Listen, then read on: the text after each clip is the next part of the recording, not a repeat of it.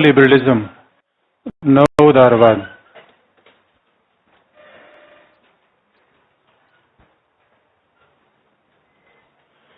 अभी तक जो हमने आपको बता दिया है, पहला क्लासिकल लिबरलिज्म,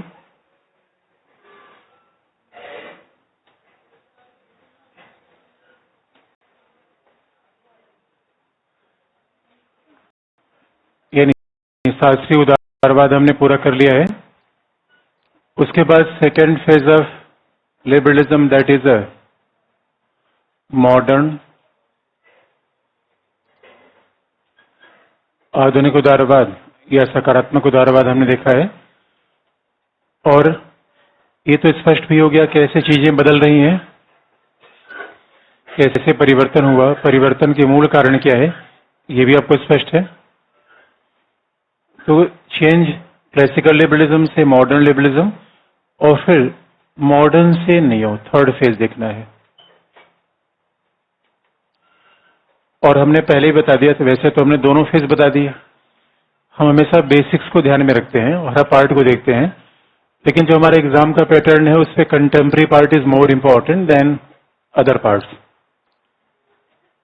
तो समकालीन पार्ट को हम ज्यादा महत्व देते हैं, लेकिन आप याद रखिए कभी भी क्लासिकल पार्ट को छोड़ते नहीं, क्योंकि पेपर सेटर अलग अलग जगहों के होते रहते हैं।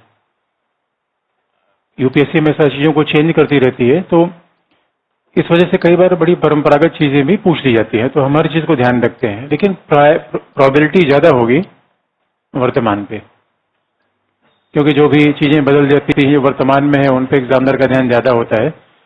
तो नियो लिबरलिज्म क्या है, इसके पहले क्यों आया, ये आपको स्पष्ट है? अगर हम ये कहें कि कल हमने यही कारण बताया था कि what is reason behind the emergence of neo liberalism, तो फिर आपको याद दिला दें, पॉइंट्स आपको याद दिला दें कि नव उदारवाद के उत्पन्न होने के मूल कारण क्या है। What are the basic reason behind the origin of neo liberalism? नव उदारवाद उत्पन्न हुआ, इसका मूल कारण अगर देखा जाए,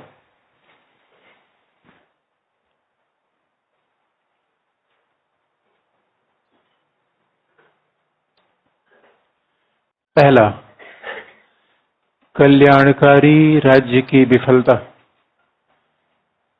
the failure of welfare state.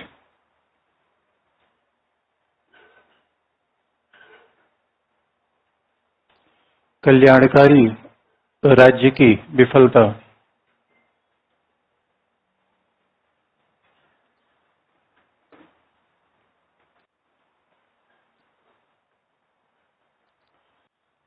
कल्याणकारी राज्य विफल हो गया, और आप याद रखिए जहां जहां कल्याणकारी राज्य अपनाया गया था वहां उसके बैकफायर आ गए,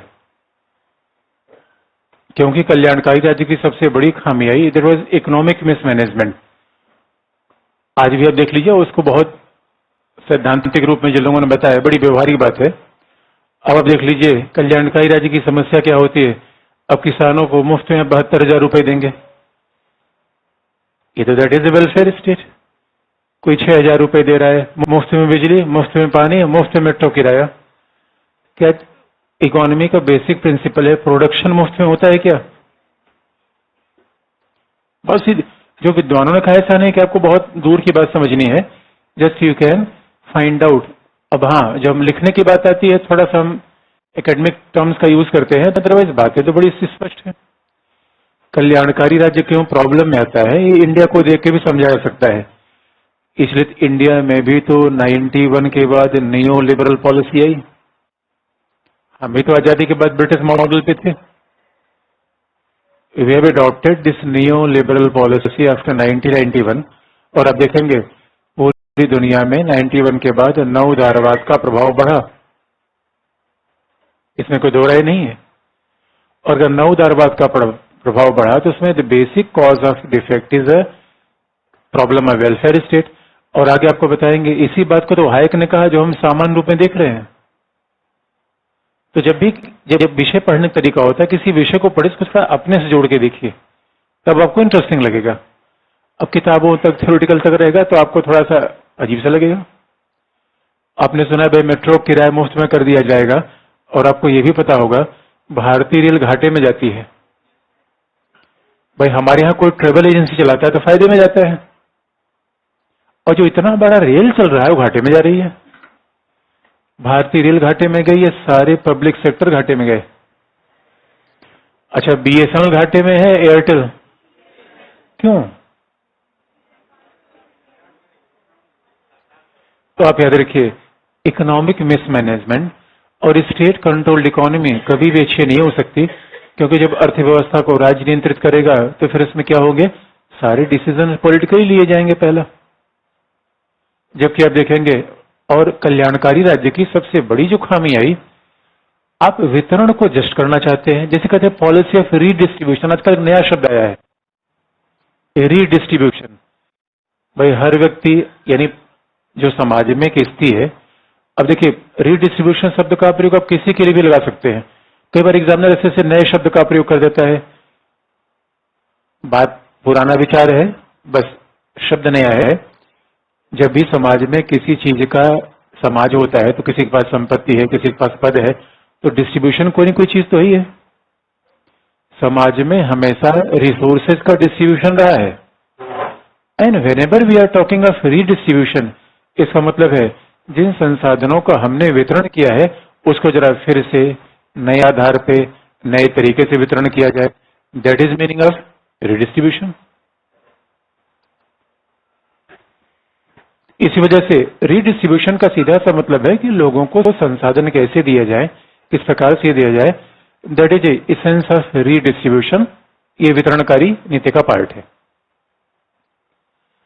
जो बात ध्यान में रखने की है, वेलफेयर स्टेट प्रोडक्शन लगातार नीचे चला गया। और प्रोडक्शन लगातार नीचे क्यों किया गया? क्योंकि जब राज्य का नियंत्रण होगा अर्थव्यवस्था पे, तो आप देखेंगे जितनी राज्य के नियंत्रण वाली कंपनी से सब घाटे में गई। क्यों? नौकरी राजनीतिक आधार पर दी गई पहला, मॉडर्नाइजेशन नहीं किया गया दूसरा, इफिशियंसी नहीं लाई गई तीसरा। बस एक ही बात पे आपने ध्यान दिया, डिस्ट्रीब्यूशन डिस्ट्रीब्यूशन। और डिस्ट्रीब्यूशन किसका? सोशल गुड्स का। डिस्ट्रीब्यूशन के चक्कर में आपने प्रोडक्शन का बिल्कुल धज्जियां उड़ा के रख दी। इसीलिए welfare state is not a good measure to manage the economy. अच्छा, ये बात अपने आप में कल्याणकारी राज्य पे सवाल उठाने का है।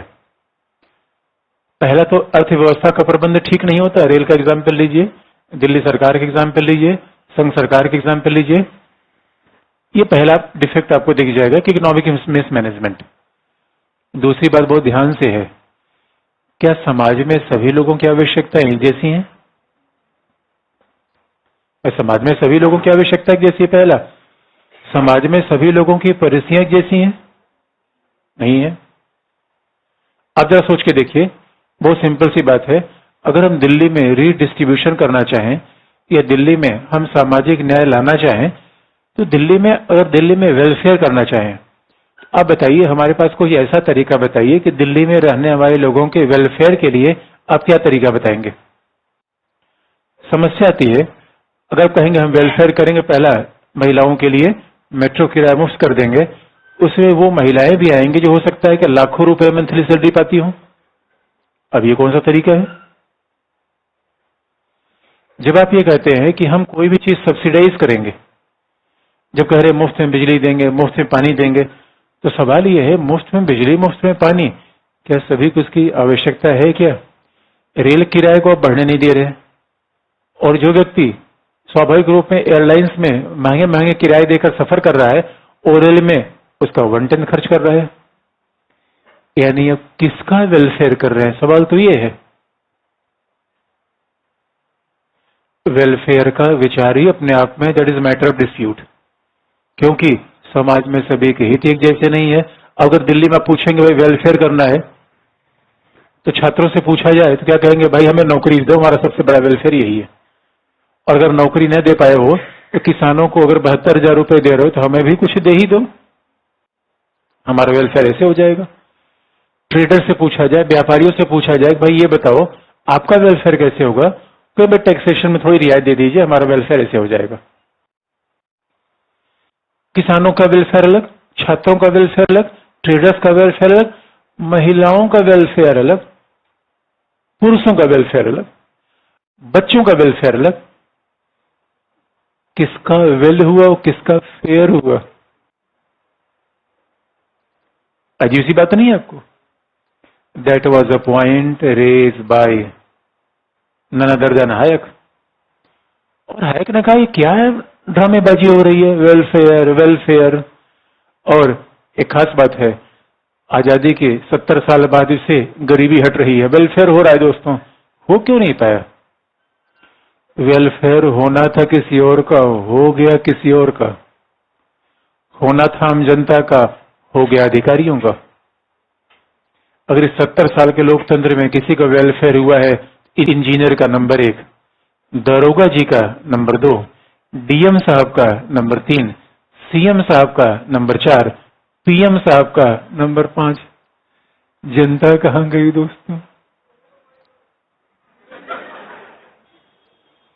हम कहां गए? ये लिखे वेलफेयर हो रहा है, बेगानी शादी में अब्दुल्ला, वेलफेयर हो रहा है, वेलफेयर हो रहा है। अभी आर्थिक आधार पर आरक्षण मिल गया, ये पता ही नहीं किसको मिला, बस खुश। ओ माय गॉड, दीवानेपन की हद है दोस्तों। ये तार्किकता है, दीवानापन है? क्या होना चाहिए, दीवानापन या तार्किकता? सही, वेरी गुड, वेरी गुड। अब आप देख लीजिए, अब इसका मतलब है कल्याणकारी राज्य विफल हुआ। अब यही बात तो हैक ने कही, इसमें नया क्या कहा? इसलिए सच पूछिए, जब पहली बार मार्गरेट थैचर को ऐसा लगा, मार्गरेट थैचर ब्रिटेन की प्रधानमंत्री बनी, और मार्गरेट थैचर ने कहा, भाई मार्गरेट थैचर से पूछा गया, मैडम अब आप कैसा वेलफेयर करेंगे? मार्गरेट थैचर ने कहा, पहले ये बताओ यार, मेरा कोई वेलफेयर कर दे। ये बताइए, राज्य लोगों का वेलफेयर करेगा? इस समय राज्य के वेलफेयर की आवश्यकता है।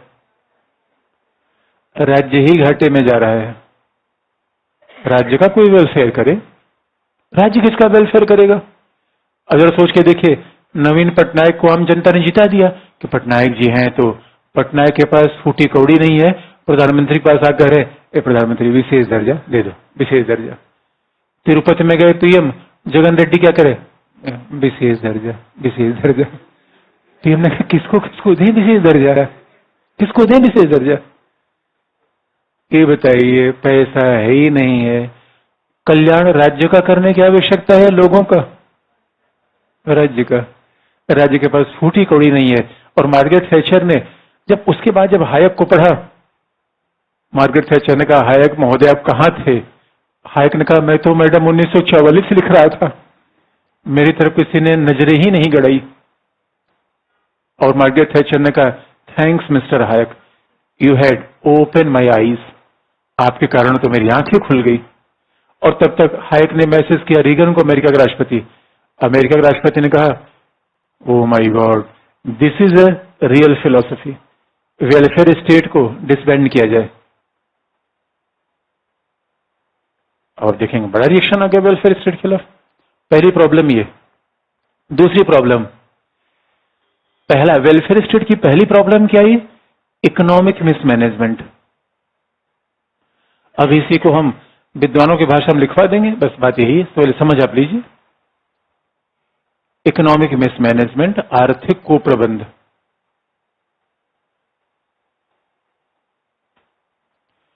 दूसरी समस्या आई,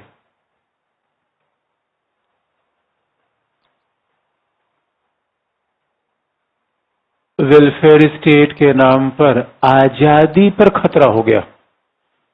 liberty was curtailed, liberty was in danger.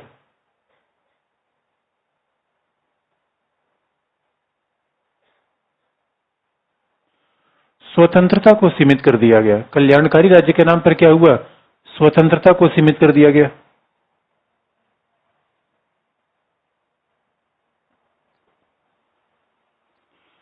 कल भी हमने कारण बताया था, याद रखिए, कल्याणकारी राज्य दावा करता है कि वो सब कुछ करेगा।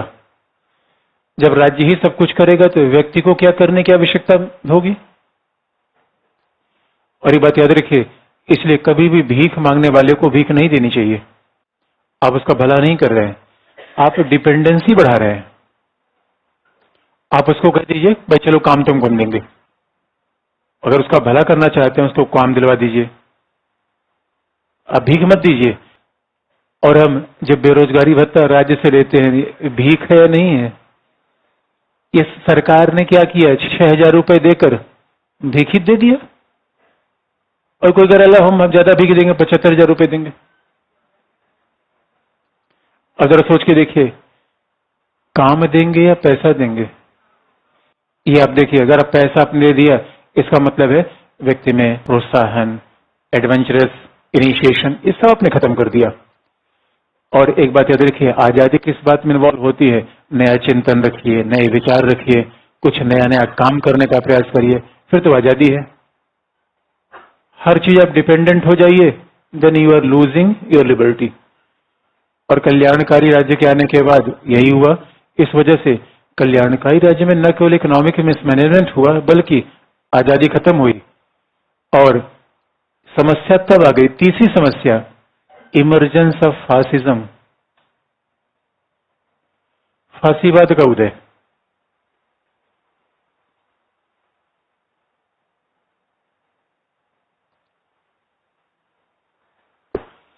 फांसीवाद का एक और भी नाम दिया जाता है टोटलिटेरियनिज्म, सर्वाधिकारवाद, जिसे हमें अलग से पढ़ना भी है।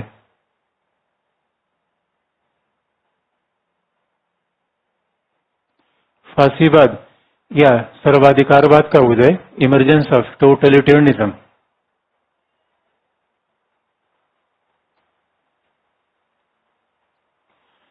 फांसीवाद का उदय या सर्वाधिकारवाद का उदय। अब देखेंगे फांसीवादियों ने क्या कहा, हम असली कल्याण करते हैं लोगों का। उदारवादियों ने कहा, है ये कल्याणकारी राज तो हमारा था।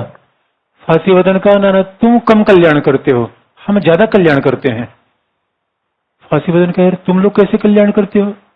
तो फासिज्म ने कहा, देखो भाई, हम तो सब कुछ लोगों को देते हैं, हर व्यक्ति को। मुसोलिनी, हिटलर का नारा था, एक बार हम सत्ता में आ गए, हर व्यक्ति को काम मिलेगा, हर व्यक्ति को रोजगार, हर पेट को खाना। और यकीन मानिए, ऐसा लोगों को मिला। लेकिन मुसोलिनी का एक बात खत्म करना होगा, आजादी, अधिकार, चू चपड़ नहीं, जो मैं बोलूंगा वही करना होगा, बाकी मैं कल्याण कर दूंगा। उदारवादियों ने कहा, ना ना भाई, ये बहुत डेंजरस ट्रेंड है, हमें आजादी नहीं छिनवाना है। मुसोलिनी का कल्याण चाहिए, आजादी, उनका कल्याण चाहिए, कल्याण हो गया। अब बताइए, अगर फांसीवाद भी कल्याणकारी राज्य, उदारवाद भी कल्याणकारी राज्य, तो सवाल है दोनों में अंतर क्या रहा? और उदारवादियों के सामने हेयक ने कहा, ये समस्या मुझे तब देखनी पड़ी। हेयक ने कहा, मैं किसी मीटिंग में गया और मुझे मेरा परिचय पूछा गया कि आप कौन है। हेयक ने कहा, मैं लिबरल। उनका अच्छा, कल्याणकारी राज्य के समर्थक। ना ना ना, ये अलग है, ये अलग है। उनका ना ना, अलग कैसे यार, मतलब उदारवाद का तो मतलब कल्याणकारी राज्य। अब सवाल है, और मामला तब घालमेल कर गया। मार्क्सवादियों ने कहा, ना हम ज्यादा वेलफेयर करते हैं। मार्क्सिस्ट ने क्या कहा, हमारा वेलफेयर असली वेलफेयर है, हम तो पैदाइशी से वेलफेयर करने लगते हैं, पैदाइशी से। जब व्यक्ति पैदा हो गया, और जब तक, यानी मार्क्सिस्ट ने कहा असली वेलफेयर हम करते हैं।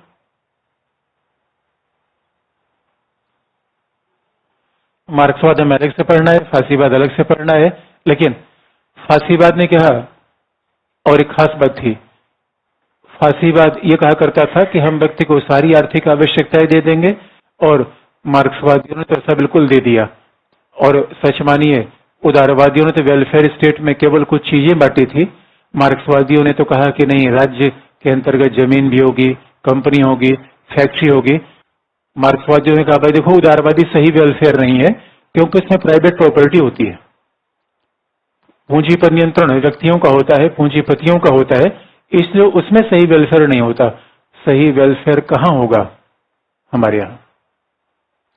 सही वेलफेयर हमारे यहां होगा, इसे जो भी हमारे यहां आएगा उसका वेलफेयर हो जाएगा, ऐसा मार्क्सवादी मानते थे। अब ये बताइए, और मार्क्सवादी फांसीवादियों की एक बात समान थी, राज्य की शक्तियों को बढ़ा रहे थे, और राज्य की शक्तियों को बढ़ा रहे थे, दोनों में आजादी नहीं थी। Liberty was not available in both. किसी विचार में आजादी का विचार नहीं था, और जब उदारवाद, न आजादी का विचार था न संविधानवाद का विचार था। अब साफ तौर पे देखिए, वैसे हमें अलग पढ़ना है, उदारवाद का इसेंस क्या है? आजादी। उदारवाद का इसेंस क्या है? संविधानवाद। ये दोनों चीजें इसमें छीन ली गई। अब बताइए, ये उदारवाद के लिए समस्या थी या नहीं थी? इसलिए अब उदारवादियों को फिर से इसका रिवीजन करने की आवश्यकता पड़ी। उदारवादियों ने कहा नहीं, और कुछ उदारवादी तो वेलफेयर स्टेट से इतने भड़क गए, उनका ना हम उदारवाद का नाम ही चेंज कर देंगे, न रहेगी बांस न बयाजी बांसुड़ी। हम उदारवादी अपने आप कहेंगे नहीं। क्या कहोगे? तो इन्होंने क्या कहा? उनका भाई उदारवाद हमें न कहा जाए, हमें लिबर्टेरियनिज्म कहा जाए, स्वेच्छातंत्रवादी कहा जाए, लिबर्टेरियनिज्म। तो नव उदारवादियों का एक और भी नाम है, लिबर्टेरियनिज्म या नियो लिबरलिज्म।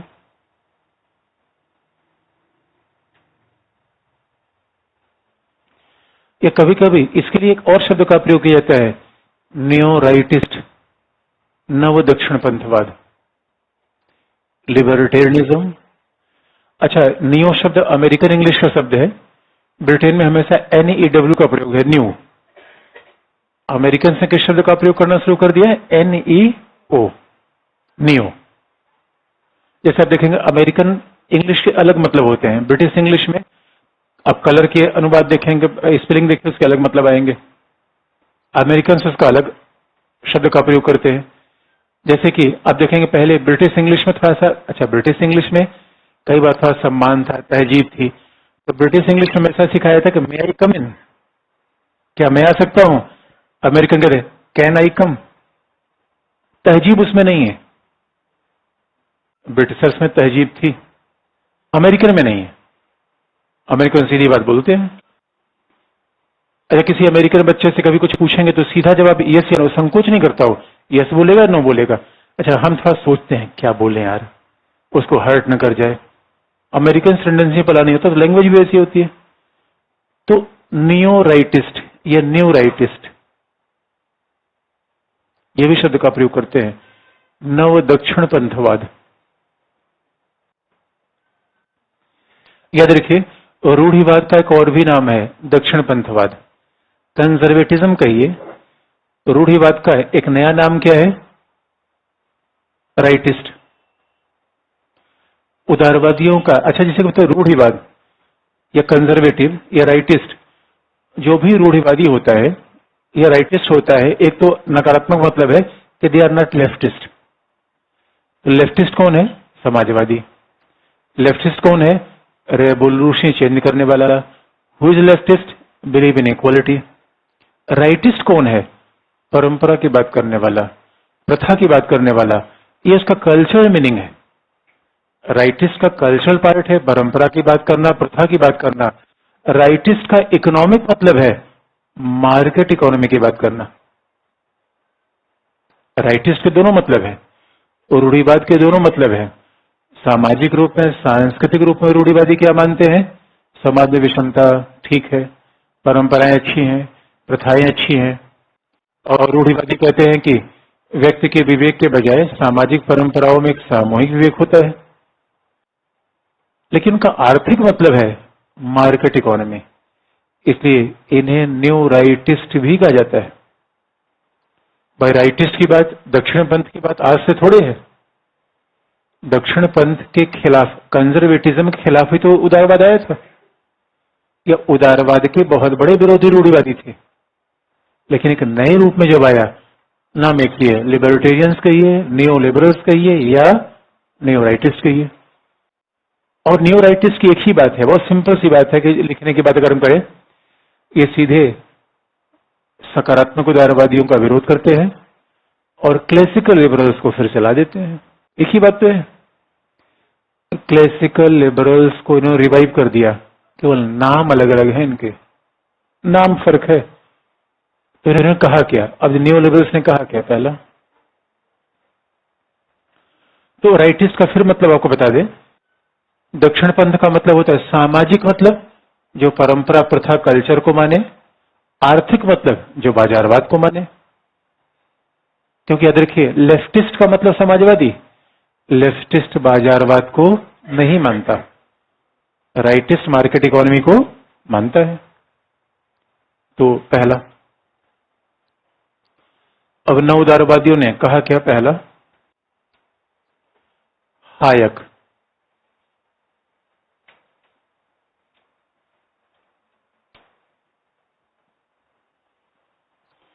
हायक ने अपनी किताब the road to serfdom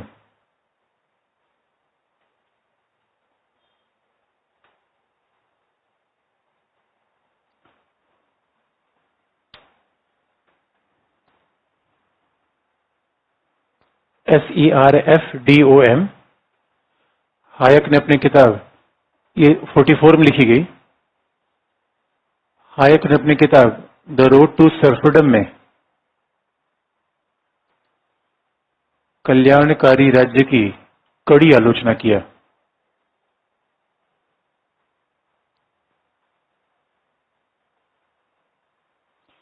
Hayek was a major critic of the welfare state,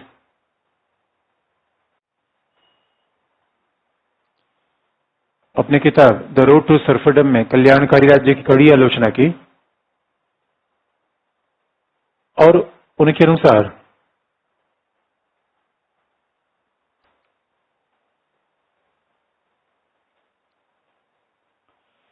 कल्याणकारी राज्य के नाम पर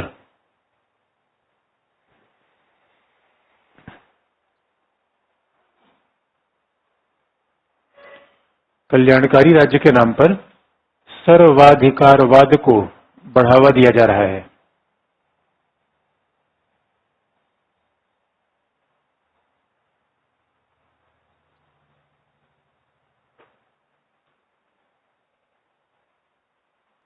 On the name of welfare state, we are promoting the totalitarianism.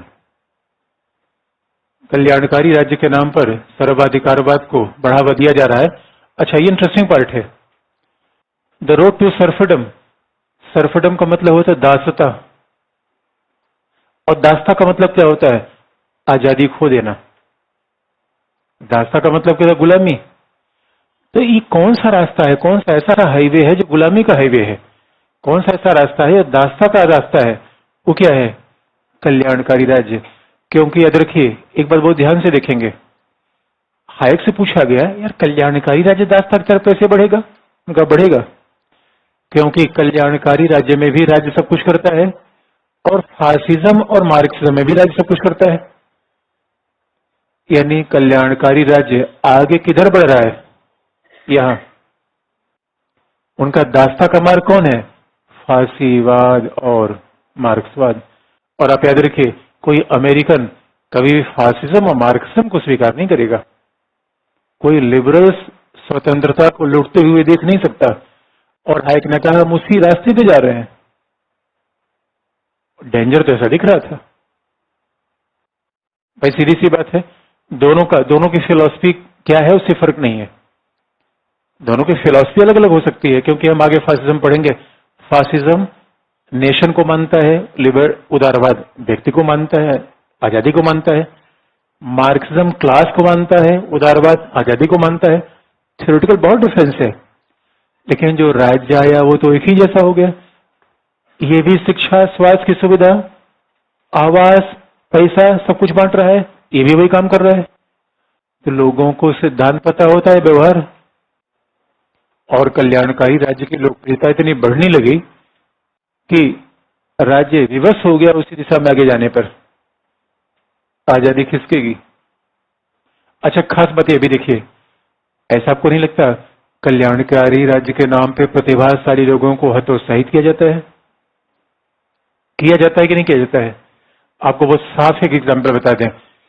आपको कई बार ऐसा दिखता होगा, why Singapore is best country for doing business, why UAE is best country for doing business, and why America.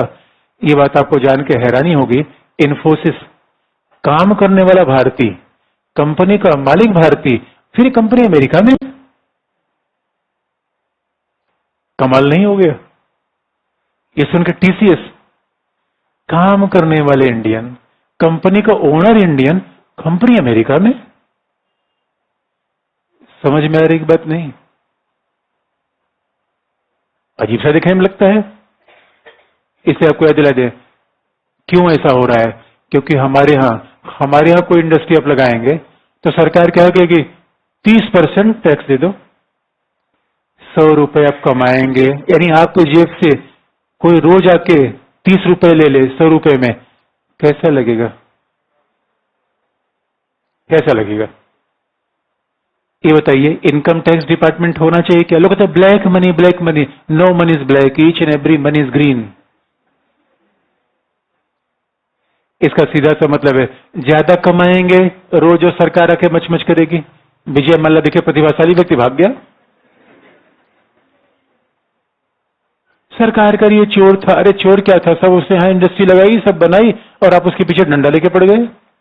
आपकी पॉलिसी इतनी बेकार है, सारी इंडस्ट्री घाटे में जा रही है। ऐसा क्यों हो रहा है? सारी एविएशन कंपनी इंडिया में बार बार घाटे में जा रही है। याद रखिए, टैक्सेशन 1% होना चाहिए, 1%, मैक्सिमम 5। वो यूनिफॉर्मल यूए में जाके बिजनेस करिए, 1% टैक्स दीजिए, मजे से रहिए। 100 रुपए में 1 रुपए देना बिल्कुल नहीं खलेगा। 30 रुपए दे, कैसे हम दे देंगे यार 30 रुपए? उसके बाद क्या कहेंगे, टैक्स की चोरी करते हो। ये देखो, अब रात दिन हम कमाए, रात दिन हम मेहनत करें, उसके बाद हम चोरी कर रहे हैं। इसलिए अच्छा क्या है, कुछ न करना। अच्छा क्या है, कुछ न करना। करने में फजिए थे दोस्तों। कल्याणकारी राज्य ने यही सिद्धांत बताया। यानी कल्याण किसका होगा? जो नहीं कमाएगा, और जो कमाएगा सरकार चढ़ी रहेगी, पैसा दो, पैसा दो, पैसा दो, ये लो भैया पैसा दो। सचिन तेंदुलकर ने फेरारी मंगाई, इनकम टैक्स लोग पहुंच गए, कैसे? पैसा दो, पैसा दो, अरे ये लो, पीछे पड़ गए यार। 1% टैक्स लो, 2% टैक्स लो। इसे याद रखिए, जहां न उदारवाद है, बिजनेस वहीं बढ़ेगा। भारत में इन्वेस्टर क्यों नहीं आ रहा है? हमारे यहां सारा इन्वेस्टर भाग जा रहा है UAE, Singapore, US. Thanks to welfare state and thanks to Kejriwal, special thanks to Modi. सब लोगों ने दोस्त क्या कर दिया? यही तो है कि नहीं कहा, बढ़े जाओ उधर, जाओ कल्याण कर लो। अरे आजादी भी कोई चीज होती है कि नहीं? लिखने की बात दोस्तों, क्या लिखा आपने? हाँ, सर्वाधिकारवाद को बढ़ावा दिया जा रहा है क्योंकि कल्याणकारी राज्य के नाम पर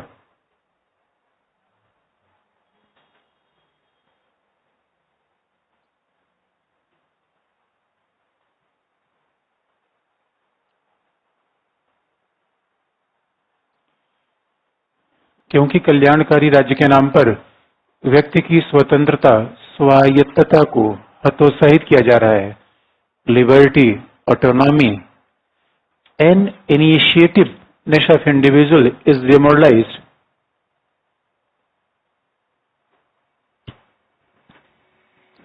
व्यक्ति की स्वतंत्रता, स्वायत्तता को हतोत्साहित किया जा रहा है।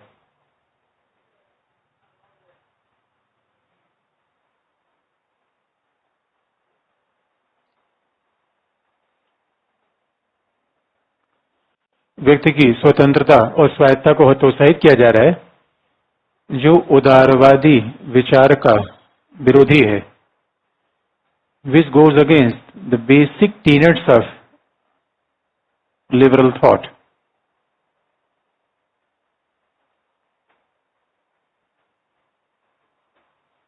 जो उदारवादी विचार का विरोधी है,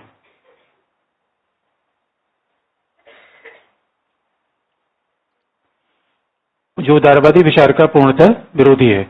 अब ये इंटरेस्टिंग पार्ट है। तो एक से पूछेगा, अच्छा आप बताओ फिर राज्य अगर कल्याणकारी नहीं होना चाहिए, कैसा होना चाहिए? अगला पॉइंट, तो मुझसे पूछा कल्याणकारी राज्य नहीं होना चाहिए, तो होना कैसा चाहिए? तो उन्होंने बताया अगला पॉइंट, उन्हीं के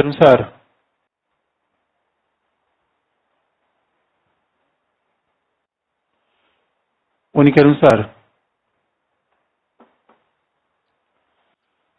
राज्य न्यूनतम होना चाहिए, मिनिमम स्टेट।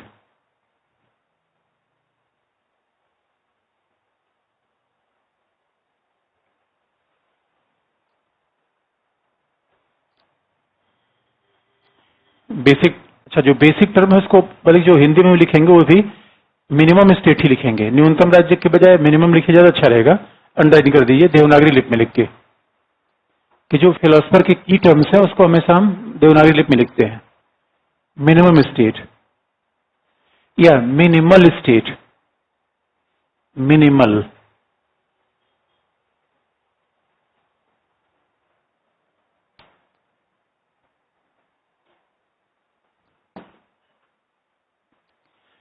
Minimal state. अब सवाल है कि मिनिमल स्टेट क्या है? कुछ भी नया नहीं है। जिसे क्लासिकल उदारवादियों ने पुलिस राज्य कहा था, रात्रि प्रहरी राज्य कहा था, उसी को नव उदारवादियों ने क्या नाम बदल दिया? Minimal state. जिसके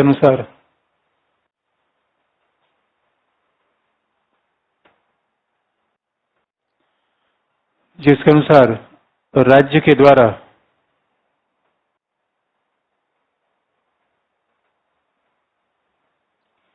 केवल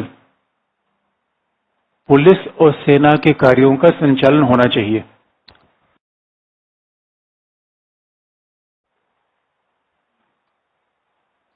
state should only manage the police and army.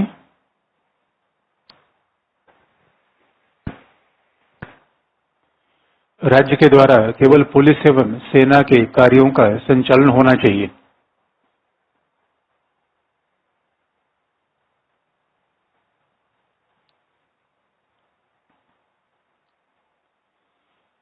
राज्य के द्वारा केवल पुलिस और सेना के कार्यों का संचालन होना चाहिए।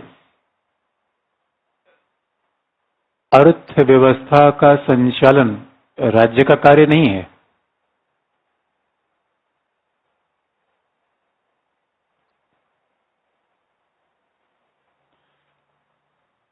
The management of economy is not the domain of state. अर्थव्यवस्था का संचालन राज्य का दायित्व नहीं है, अपितु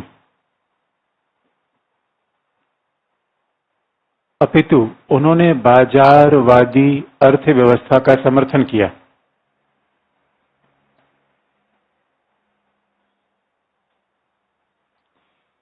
He supported the principle of market economy. उन्होंने बाजारवादी अर्थव्यवस्था का समर्थन किया और इसे सर्वाधिक कुशल माना।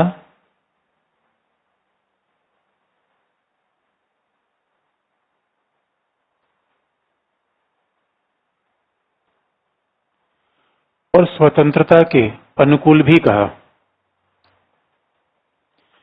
He also said that its most efficient form of management of economy, ये अर्थव्यवस्था के संचालन का सबसे बेहतर तरीका है, कुशल तरीका है।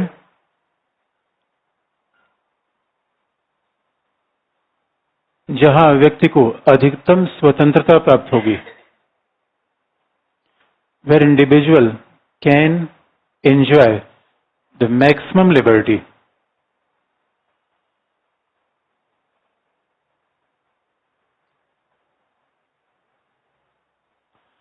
जहां व्यक्ति को अधिकतम स्वतंत्रता प्राप्त होगी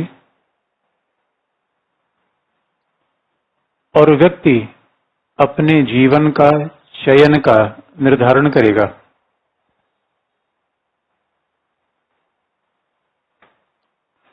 If an individual will decide his own destiny, his own choice,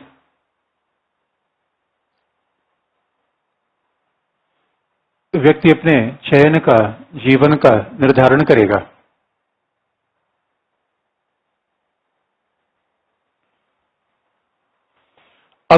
एक खास बात आप देखेंगे। अब देखिए शब्दों का तो अंतर है, आपको नहीं तक पूरे शास्त्रीय उदारवाद की बात फिर से रिपीट कर दी जा रही है। भाई क्लासिकल लिबरल्स भी मार्केट इकोनॉमी को मानते थे, भी मार्केट इकोनॉमी को मानते हैं। क्लासिकल लिबरल्स भी व्यक्ति को प्राथमिकता देते हैं, भी व्यक्ति को प्राथमिकता देते हैं। और मिनिमल स्टेट का सीधा सा मतलब होता है व्यक्ति पहले आएगा, समाज नहीं। और व्यक्ति की चॉइस क्या है, व्यक्ति की प्राथमिकता क्या है, that will never be dictated by the state and government. व्यक्ति की प्राथमिकता क्या है वो खुद करेगा। अब मिनिमल स्टेट का मतलब है, हो सकता कोई चॉइस करे कि उसे विवाह करना है, कोई चॉइस करे विवाह नहीं करना है, आपकी मर्जी है। इसमें राज्य का कोई प्रिस्क्रिप्शन नहीं होगा। राज्य किसी मामले में बिल्कुल इंटरफेयर करेगा ही नहीं। इसका मतलब है state will more work like an umpire. राज्य कब इंटरफेयर करेगा, जब एक व्यक्ति दूसरे के आजादी में हस्तक्षेप करेगा। राज्य कब इंटरफेयर करेगा, जब हम स्वतंत्रता में हस्तक्षेप किसी दूसरे व्यक्ति करेंगे। राज्य कभी भी आपको ये नहीं बताएगा आपके लिए क्या करना है। यू आर फ्री, आप टैटू बनाओ, पढ़ने जाओ, कलाकार बन जाओ, पूरी दुनिया घूमो, होमोसेक्सुअल हो जाओ, राज्य से कोई मतलब नहीं। That is notion of minimal state. Free हैं आप। अब आप देखेंगे बात बहुत सिंपल सी है, यही तो क्लासिकल लिबरल्स ने की थी। अच्छा, शब्द का फर्क है, कॉन्सेप्ट का फर्क है, शब्द का फर्क है। तो हेक ने ये नहीं कहा police state, night watchman state, otherwise सारी बातें नकल हो जाती। तो नया शब्द का यूज कर दिया मिनिमल स्टेट। या न्यूट्रल राज्य कैसा होगा, न्यूट्रल, तटस्थ राज्य।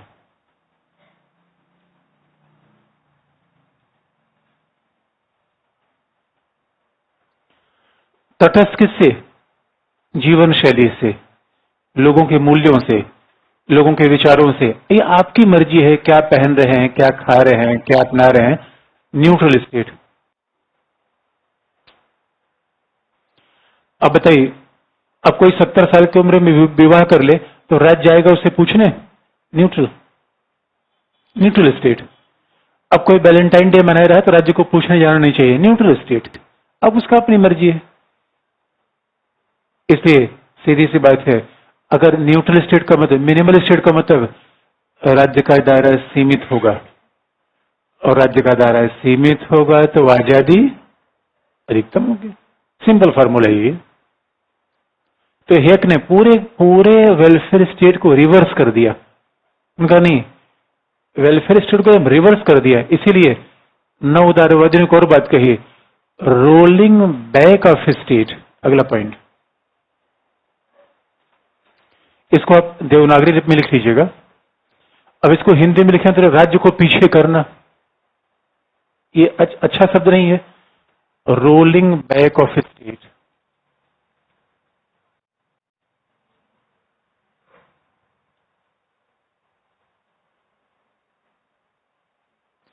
हेयक ने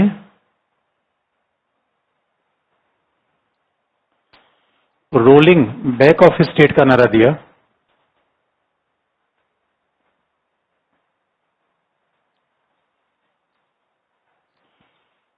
जिसका अभिप्राय है कि राज्य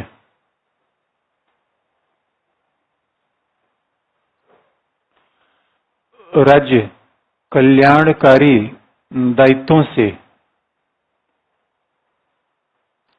राज्य अपने कल्याणकारी दायित्वों से मुक्त होगा।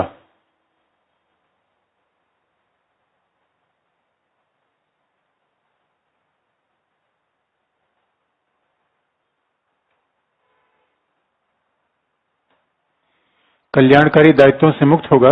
और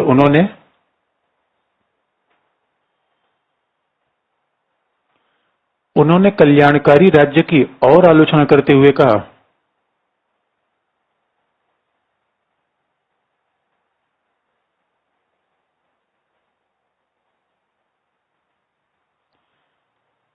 he further criticized the concept of welfare state.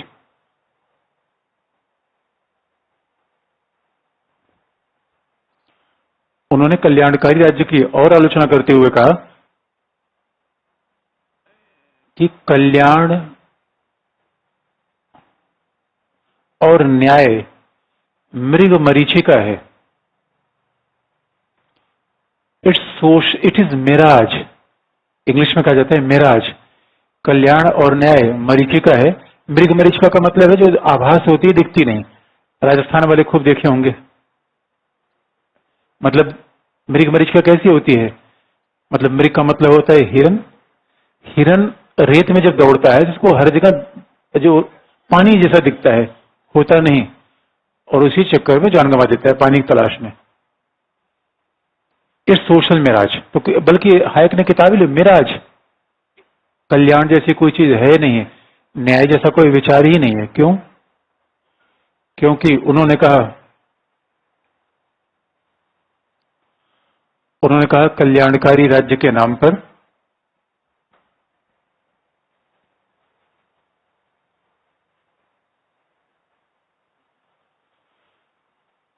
राज्य और नौकरशाही की शक्तियों में वृद्धि होती है।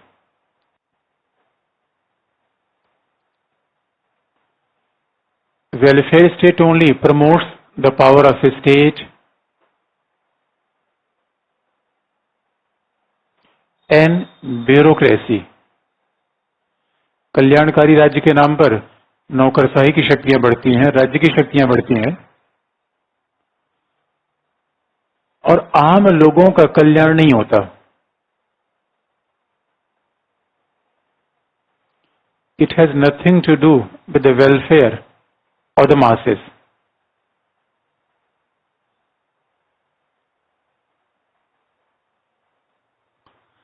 आम लोगों का कल्याण नहीं होता क्योंकि समाज में सभी की आवश्यकताएं अलग अलग हैं। Because the need and the demand of people is not same in society. समाज में सभी की आवश्यकताएं अलग अलग है। अच्छा, आपके इस तस्वीर पर आपको ऐसा लगता होगा इसका सीधा सा मतलब है नव उदारवादियों की पिक्चर बनाई जाए, फिर से आजादी को केंद्र में रखेंगे, समुदाय के बजाय व्यक्ति को महत्व देंगे। क्योंकि ये कहते हैं समुदाय जैसी कोई चीज तो होती नहीं, हर व्यक्ति की आवश्यकता अलग अलग, इच्छा अलग है, कल्याण आप किसका करेंगे? और कल्याणकारी नाम पर एक ही काम होता है, और कल्याणकारी नाम पे नौकरशाही की शक्तियां बढ़ती हैं, राज्य की शक्तियां बढ़ती हैं। आपको लगे अरे ये बड़ा अमानवीय आदमी है, इसका मतलब कोई समाज में गरीब हो जाए, अपंग हो जाए, उसके लिए क्या किया जाए? हेग ने बात कही है। देखिए, हेग ने तो कहा है कल्याणकारी राज्य एक सिद्धांत खिलाफ है कि equal payment for equal work, equal pay for equal work, इसके भी सिद्धांत खिलाफ है। क्यों? कल्याणकारी राज्य में जो काम नहीं करता उसको वेलफेयर फैसिलिटी मिलती है, और जो काम करता है उसे लिया जाता है। इन लोगों से पूछा गया, अच्छा ये बताओ क्या राज्य टैक्सेशन करना नहीं चाहिए? या टैक्सेशन करो उतना जितना पुलिस और मिलिट्री के लिए आवश्यक हो। फिर वही बात कर देंगे, तो फिर कहेंगे भाई लोगों का भला कैसे होगा? आपको ये तस्वीर देख के यार नव उदारवादी तो पूंजीवादी हो गए, ये तो पूंजीवादी हो गए, ये तो व्यक्ति की बात ही नहीं करते, मार्केट इकोनॉमी की बात करते हैं, इसे समाज के भला कैसे होगा? ये बड़ा ही सर्वाइवल ऑफ द फिटेस्ट का विचार आ रहा है। ऐसा नहीं है। हेक ने कहा है समाज में दो चीजों में अंतर आप समझिए, समाज में दो चीजों में अंतर समझिए। अच्छा ये बताइए, अब कोई बेरोजगार हो जाए उसके लिए कौन उत्तरदायी है? कौन उत्तरदायी है? कौन? ओ, राज्य उत्तरदायी हो। That's good idea. देखो मजाक कर रहे हैं, मैं उत्तरदायी हूं। अब सवाल बहुत साफ है, सवाल बहुत साफ है। अब आपका अच्छा, कई बार हम न्यूज में देखते हैं होम्योपैथिक डॉक्टर खंबे पे चढ़ गए जान देने के लिए। क्यों? क्योंकि वो कहते हैं भाई हमें नौकरी दो। ये बताओ होम्योपैथिक कोर्स सरकार से पूछ किया था? कई बार देखते हैं बीएड करने वाले लोग खंबे पे चढ़े कूदेंगे। सोले ने जब से टंकी पे चढ़ाई की दोस्तों धर्मेंद्र ने, तब से लोग जितने टावर बन गए उस पर लोग चढ़ जाते हैं। कोई बात, अभी तो फिल टावर पे एक आदमी चढ़ गया था। अब सवाल है कि कूदेंगे क्यों? बीएड करने के बाद हमें नौकरी नहीं मिली, सरकार ने कहा था बीएड कर लो। कमाल की बात है।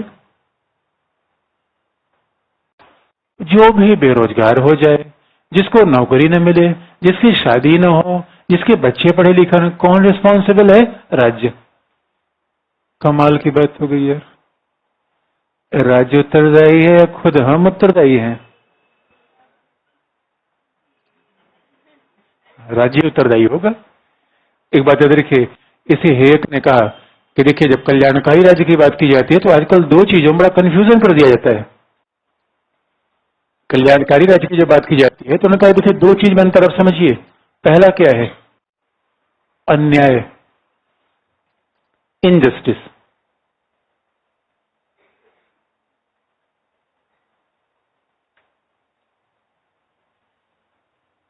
एक है अन्याय, दूसरा है मिसफॉर्च्यून, दुर्भाग्य।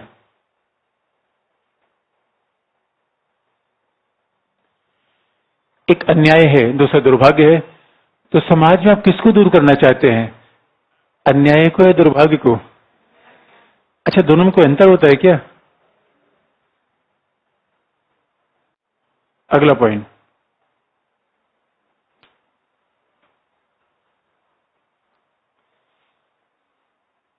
हेयक ने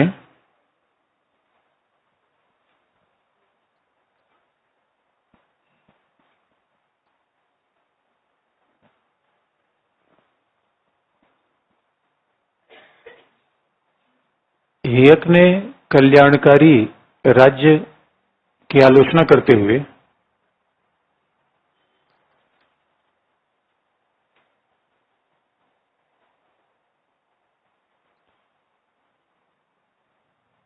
while criticizing the notion of welfare state, हेयक ने कल्याणकारी राज्य की आलोचना करते हुए अन्याय और दुर्भाग्य के बीच अंतर स्थापित किया।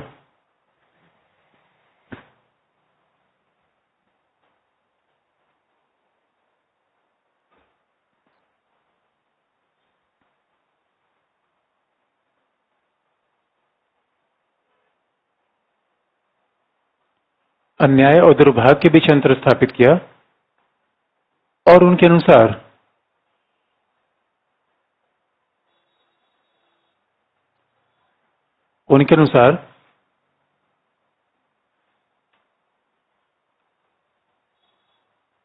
समाज में अन्याय नहीं होना चाहिए।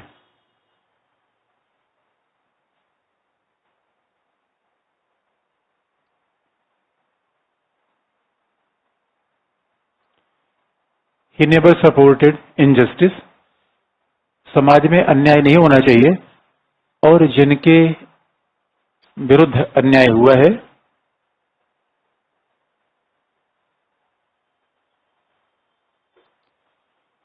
उन्हें विशेष सुविधाएं मिलनी चाहिए। Any person who is subject to discrimination, exploitation, they are entitled to get some special treatment. जिनके साथ शोषण हुआ है, अन्याय हुआ है, उन्हें कुछ विशेष सुविधाएं मिलनी चाहिए। परंतु समाज में जो वंचित हैं, गरीब हैं,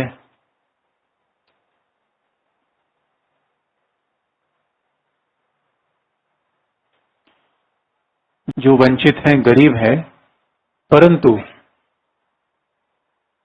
अपनी उदासीनता और लापरवाही के कारण पिछड़ गए।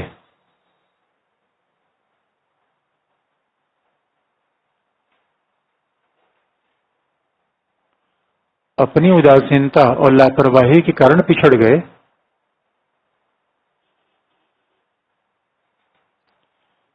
वे कल्याणकारी सुविधाओं के अधिकार की मांग नहीं कर सकते या वे मूलभूत सुविधाओं की मांग नहीं कर सकते।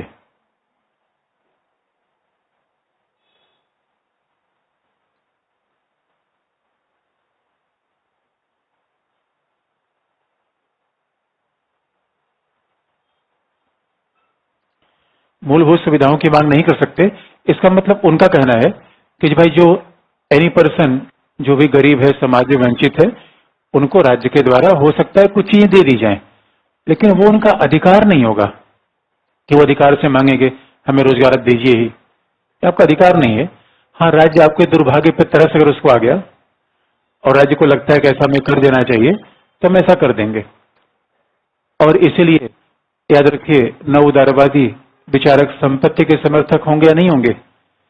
जो व्यक्ति की आजादी की बात करेगा, मार्केट इकोनॉमी की बात करेगा, इसका मतलब वो मानेगा कि व्यक्ति को असीमित संपत्ति संग्रहित करने का अधिकार है, वैसा मानेगा। और जो इन पूरे विचार का समर्थन करेगा वो निश्चित तौर पर व्यक्ति की आजादी का समर्थन करेगा। अच्छा, अब आपसे कॉन्सेप्ट पूछे, क्या नव उदारवादी संविधानवाद को सपोर्ट करेंगे या नहीं करेंगे? उदारवादी इस आधार से कॉम्प्रोमाइज नहीं करते। हमने कहा उदारवाद का जो बेसिक फिलोसफी है वो एक ही है, व्यक्ति अपना अच्छा बुरा जानता है, ये चेंज कभी नहीं हुआ। कॉन्स्टिट्यूशनिज्म, ये चेंज कभी नहीं हुआ। कैपिटलिज्म, कभी रेगुलेट किया जा रहा, कभी छोड़ दिया गया, कभी रेगुलेट किया, कभी छोड़ दिया गया। इसलिए हायक जैसे लोगों ने साफ तौर पे बात कह दी कि नहीं भाई देखिए, राज्य के लिमिटेड दायित्व है और आप ये चयन कर लीजिए, अगर आप वेलफेयर स्टेट चाहते हैं तो वेलफेयर तो नहीं होगा, पक्का है, फांसीवाद आ जाएगा, ये भी पक्का है। तो दोनों में कुछ भी मिलेगा नहीं, इसके चक्कर में आप आजादी को गंवा बैठेंगे। लेकिन आजादी है, अधिकार है, तो अपने आप में वेलफेयर से ज्यादा महत्वपूर्ण क्या है? Right, liberty. Liberty and welfare is more important than liberty and right is more important than welfare. बस अगला पॉइंट लिख लीजिए।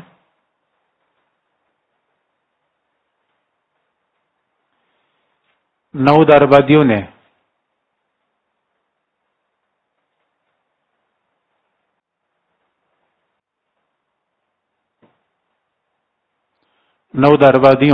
ने कहा कि आजादी और अधिकार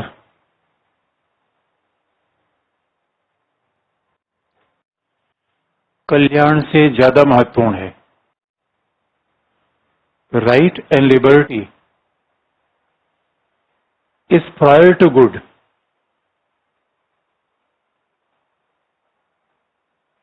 आजादी और अधिकार कल्याण से ज्यादा महत्वपूर्ण है। अच्छा, नव उदारवाद के लिए स्पेशल शब्द का प्रयोग किया, इंग्लिश में से कहा जाए right is prior to good. अच्छा, कल्याण को इंग्लिश में कई बार गुड के नाम से ही बोला जाता है कि अच्छाई क्या है, शुभ क्या है। वो तो हिंदी में कहें शुभ, भाई सीधी सी है, अधिकार है, स्वतंत्रता है। अच्छा, अधिकार और स्वतंत्रता के मायने तो एक ही है भाई, बोलने की आजादी है, सबके लिए जैसी है। कल्याण के मायने लोगों से अलग अलग होते जाएंगे, इसीलिए आप किसको प्राथमिकता में रखेंगे? अधिकार। और अधिकार व्यक्ति को मिलते हैं, समाज को नहीं। अधिकार व्यक्ति को मिलते हैं, ये बात हेग ने कह दी। अच्छा, हेग ने कहा और ये लागू कब हुआ? हेग ने थ्योरी दे दी नव उदारवाद की और दी थी 44 में, और हेग के बाद में कुछ और भी लोग आ गए। अच्छा, लागू होने से पहले जरा हेग के अलावा एक दो और लोगों के नाम आपको बता दें। हेग के अलावा 74 में एक और विचारक आ गया, 1974। अच्छा, कई बार आपके मन में उलझन होती है, सर हर बात में किताब का भी लिखना जरूरी क्या है? नहीं भी लिख सकते हैं, लिख देंगे, नुकसान नहीं होगा भाई। इंफॉर्मेशन आप जानते हैं, प्रोफेसर रेफरेंस देखने का आदी होता है। मैं और यही बात मार्क्स ज्यादा लेने का तरीका है। अगर आप हर बात अपने शब्दों में कह देंगे उससे बहुत थोड़ा कम पड़ेगा। अगर विश्लेषण के साथ आप लगातार रेफरेंस देंगे, कुछ फैक्ट देंगे, मार्क्स आपको अपने आप ज्यादा मिल जाएगा। ज्यादा नहीं, मैक्सिमम मिल जाएगा। ये तरीका है। पिछले जब में कई बार, अब जो व्यक्ति लिख रहा है, अगला है लॉजिक। अब पहला विचारक के नाम लिख देने का फर्क होता है। अगर हमने स्कॉलर के नाम के साथ किताब भी लिख दिया, समझ कॉन्टेक्स्ट में, किस कॉन्टेक्स्ट में लिख रहा है, कब लिख रहा है। लॉजिक ने अपनी किताब लिखी, स्टेट, एनार्की, एंड यूटोपिया। कोई गड़बड़ है क्या? किसकी स्मेल आ रही है?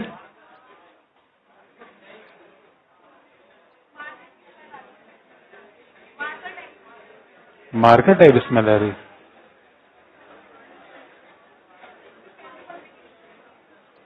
यही कल्याणकारी राज्य का दुष्परिणाम है। अजीब सी स्मेल आ रही है ना? गैस की तो नहीं, क्या है, कुछ ऐसा लग रहा है। क्या?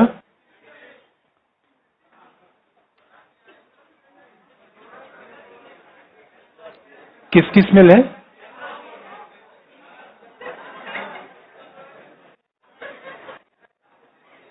देख क्या स्मेल जैसी कुछ आ रही है। अच्छा, अगला, state, anarchy and utopia. Logic लिखते हुए का